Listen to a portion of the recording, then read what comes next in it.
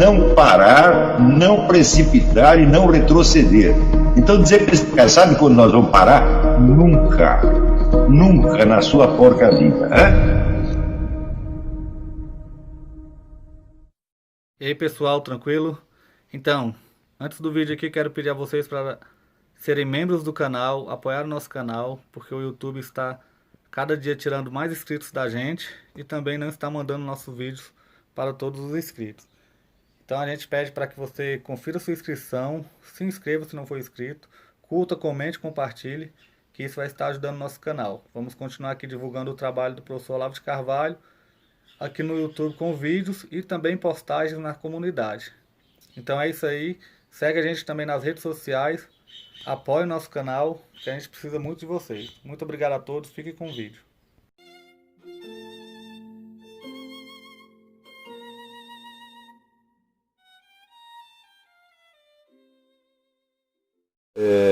O estudo da filosofia é, antes de tudo, um treino de percepção e expressão. Isso quer dizer que ele se aproxima muitíssimo, neste aspecto, do treino literário. Existe, por exemplo, um livro que eu sempre recomendo, que é o livro do Júlio Paiô, sobre a arte de escrever, que foi usado durante décadas, onde havia treinos como, por exemplo, você olhar uma sala e você distinguir as várias tonalidades de cor que tinha ali. Quer dizer, você, para além da escala de cores, existe uma série de semitons que têm nomes diferentes. Tá certo? E a lição básica é de estudar arte do estilo universal, preferir sempre o termo específico em vez do termo genérico. Por exemplo, se você está olhando um móvel, você saber o nome do móvel, em vez de você designá-lo apenas pelo nome genérico, como móvel. Então, se você conhece os estilos de várias mesas, por exemplo, você dirá o nome do estilo e não simplesmente mesa. E isso aí faz com que o leitor tenha o equivalente, por assim dizer, visual, auditivo, até táctil das coisas, tá certo? Em vez de ter somente, vamos dizer, um fluxo de palavras ocas. Então, esse treinamento é tão essencial em filosofia quanto na literatura. Como não existe ensino de literatura no Brasil, no curso ginasial, então as pessoas chegam, vamos dizer, a uma faculdade de filosofia com um domínio muito precário da linguagem. E, em cima desse domínio precário, você coloca toda uma terminologia filosófica, que lhes vai parecer muito elegante, muito intelectual, e eles vão fazer uma porcaria com isso aí. Vão fazer confusões assim, elementares, que, para quem sabe o que está acontecendo, é um mico tremendo. Agora eles não percebem o mico, porque estão dentro deles, né? São células de mico, né? Então, existem várias questões filosóficas que elas em si mesmas não têm solução visível, porém constituem um treinamento absolutamente indispensável.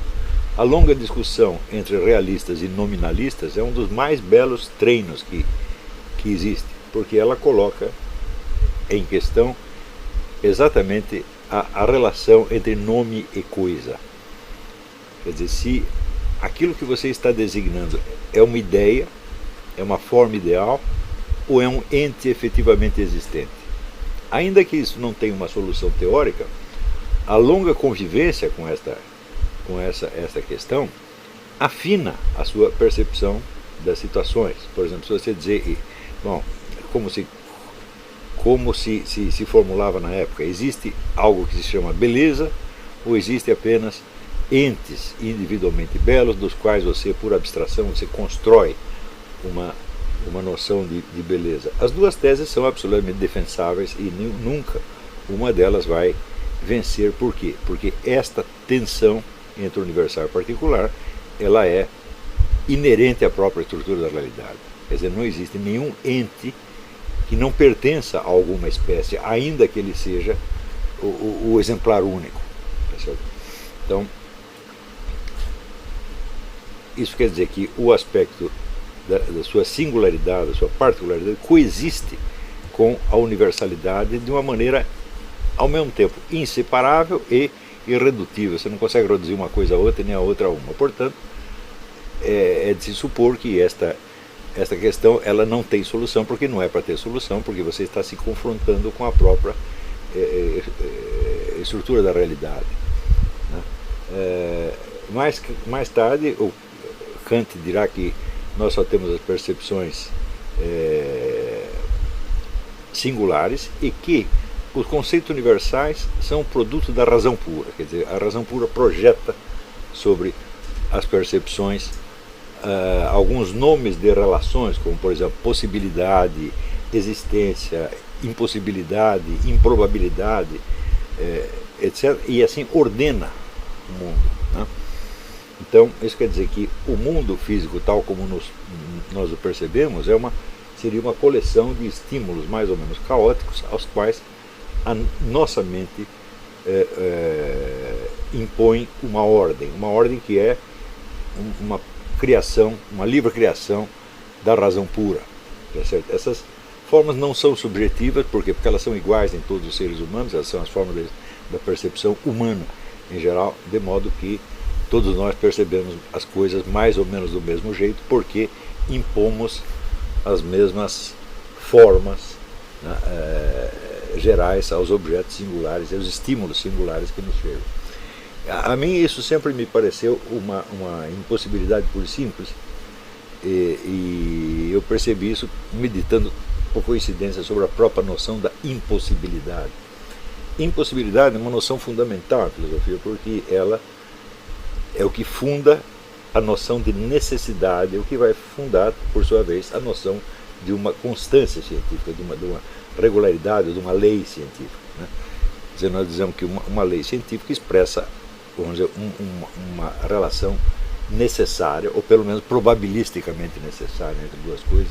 Se é necessário em termos absolutos, se é necessário em termos probabilísticos, para fins dessa discussão não faz a menor diferença. Então, esse elo de necessidade é, vamos dizer, aquele com o qual nós estruturamos praticamente todo o mundo físico que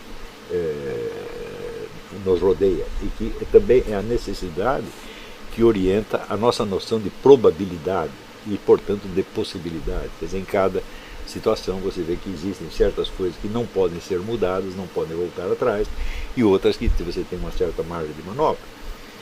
Então, eu digo, bom, mas como que a razão pura poderia impor aos dados dos sentidos a noção de impossibilidade se não houvesse uma experiência anterior da impossibilidade? Ora, todos os seres humanos têm a experiência da impossibilidade da maneira mais direta e mais física, mais corporal, desde que nascem. Não é isso? Quer dizer, o bebê que está na cama, que tenta alcançar um objeto que está fora do seu alcance, ele tem a experiência maciça da impossibilidade. Tá certo? Então, eu não creio que essa noção impossibilidade e, portanto, necessidade seja inteiramente uma criação da razão pura. Ela tem algum fundamento, alguma causa na experiência. Então, eu não vejo como se poderia, por exemplo, desenvolver a ciência da lógica sem essa experiência preliminar, vamos dizer, Alô, por favor, vocês estão ouvindo? Avisem pelo chat. Sem a experiência preliminar da impossibilidade física. Né? Nós podemos dizer que toda impossibilidade física ela é apenas relativa, porque nós podemos conceber, né, um outro mundo onde aquilo que é fisicamente impossível neste mundo fosse possível, tá certo? Mas isto é apenas uma invenção. Na verdade, a experiência da impossibilidade, eu acho que é uma das primeiras que o ser humano tem. A própria experiência, vamos dizer, da dificuldade, por exemplo, a dificuldade que uma criança tem para se manter de pé e aprender a andar. Quer dizer, quantos tombos você não precisa levar para você aprender a andar. Quer dizer, aí você vê que você está se chocando contra uma necessidade física invencível. Tá certo? Então, sem essa experiência, a noção da impossibilidade não seria totalmente impossível. Dito de outro modo, a impossibilidade física, que é relativa,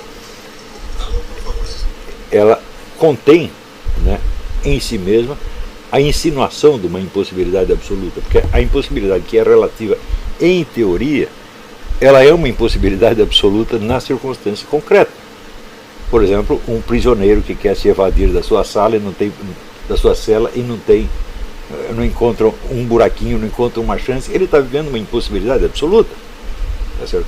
Embora, em teoria, ela seja apenas relativa, porque você pode conceber um outro mundo, né, onde os muros das prisões sejam de geleia ou coisa assim.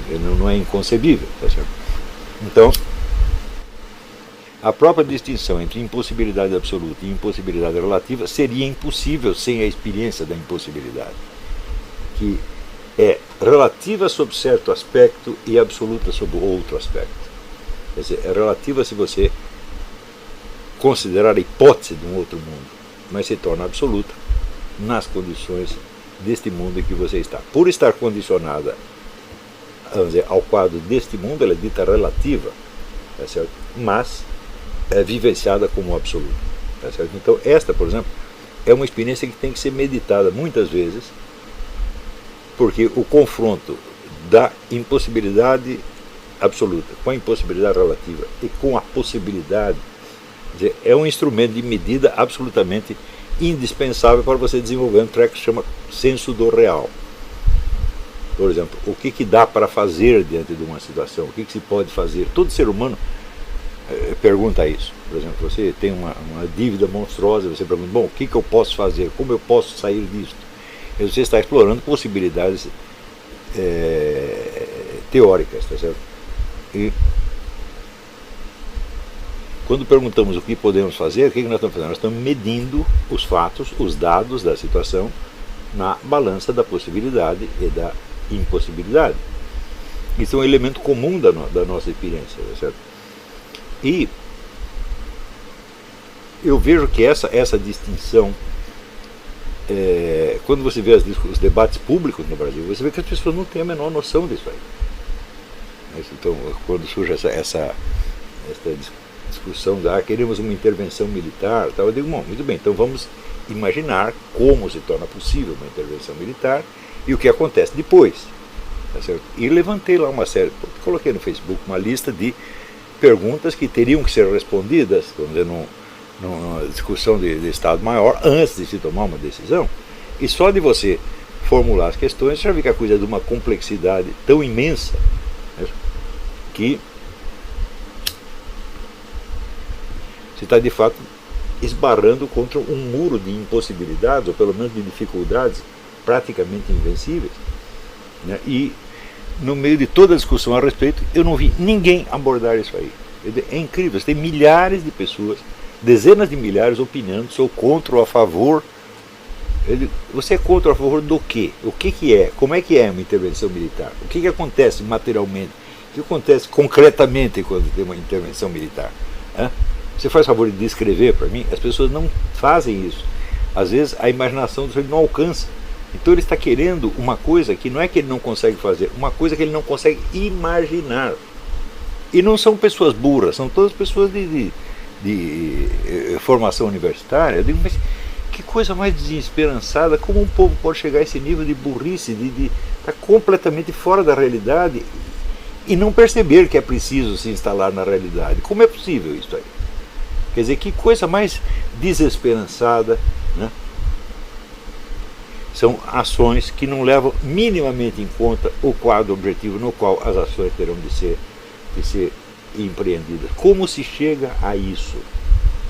Então, bom, seria possível você fazer um estudo da decadência da linguagem brasileira nos últimos 40 ou 50 anos, não no sentido boboca de erros de gramática, né? As pessoas cometem erros de gramática deselegantes, então da profusão de gírias, não nesse sentido vulgar, mas no sentido mais profundo de como o uso da linguagem como instrumento de instalação na realidade foi se perdendo completamente. Hoje mesmo me mostraram aí uma notícia, o casal transgênero tem um bebê, né? Já ouvi falar, peraí. Eles não tiveram esse bebê enquanto transgêneros, né? Tem aqui um sujeito que nasceu homem, adotou o nome de mulher, vestiu a camisolinha, a mulher que nasceu mulher, vestiu um pijamão de homem, adotou o nome de Joãozinho ou qualquer outro, e eles fizeram sexo como um homem e uma mulher faz normalmente, apenas com sensações subjetivas, emoções subjetivas trocadas, porque esse é o papel que eles estão se atribuindo. Assim como um ator, não é isso? Ao representar Hamlet, ele incorpora as emoções de Hamlet, ele imita imaginativamente as emoções de Hamlet e chega a senti-las de fato. Mas uma coisa é o que o sujeito está sentindo imaginativamente, outra coisa é o que ele está fazendo fisicamente. Esse casal não é transgênero de maneira alguma. Eles podem ser transgêneros 24 horas por dia. Na hora do coito, o homem faz o papel de homem e a mulher faz de mulher, ainda que imaginando o contrário. Então é muito simples, os transgêneros não procriam. Eles procriam enquanto homem e mulher, normais como qualquer outro, né? Apenas adotando subjetivamente papéis que são mais convenientes às suas fantasias ou imaginações ou emoções, como queiram chamar, certo? Então, esse é o tipo, vamos dizer, do que eu chamo do pensamento metonímico. Quer dizer, eles são transgêneros sob certo aspecto, mas não o são materialmente. Isto é que é importante, né? Então, eles são sob o aspecto imaginativo. Por quê? Gênero não é um conceito biológico. Gênero é um conceito linguístico. Você vê aquele cretino do Rodrigo Pedroso, até, como eu disse, é claro que o gênero é uma construção. Ele imediatamente disse, o Olavo é adepto da ideologia de gênero. Ele disse, mas cretino, como que o gênero não poderia não ser uma construção se ele é um conceito linguístico? Ele tem que ser aprendido. As palavras homem e mulher não são a mesma coisa que o sexo biológico da pessoa. A pessoa nasce num sexo biológico. Mas para ele assimilar a identidade daquele sexo, ele precisa ter um instrumento linguístico para isto. E esse instrumento linguístico tem que ser ensinado, ele não nasce sabendo, meu Deus do céu. Então é claro que o gênero é uma construção, isso é uma obviedade. Tá certo? O problema é apenas saber se o gênero construído, através da linguagem, dos símbolos, etc., corresponde ou não ao sexo biológico. O sujeito nasce homem, ele pode criar uma identidade de menino, que não é fácil de criar. Quer dizer, você tem o suporte da linguagem, o suporte da comunicação, a resposta que você obtém dos outros, tudo isso entra na construção. Tá certo? Porém, o fato de ser uma construção não quer dizer que seja uma coisa totalmente artificial e separada da natureza.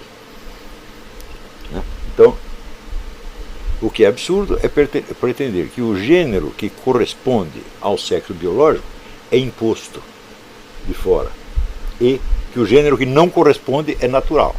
Quer dizer, só é natural o menino adquirir a identidade de menina, o resto é forçado. Mas não me parece que é o contrário. É o mais fácil, o mais natural, né? O que segue a via da facilidade, da simplicidade é o ninguém desenvolver uma identidade que corresponda ao seu corpo, porque ele não vai precisar ficar inventando esse corpo a toda hora, porque ele está ali.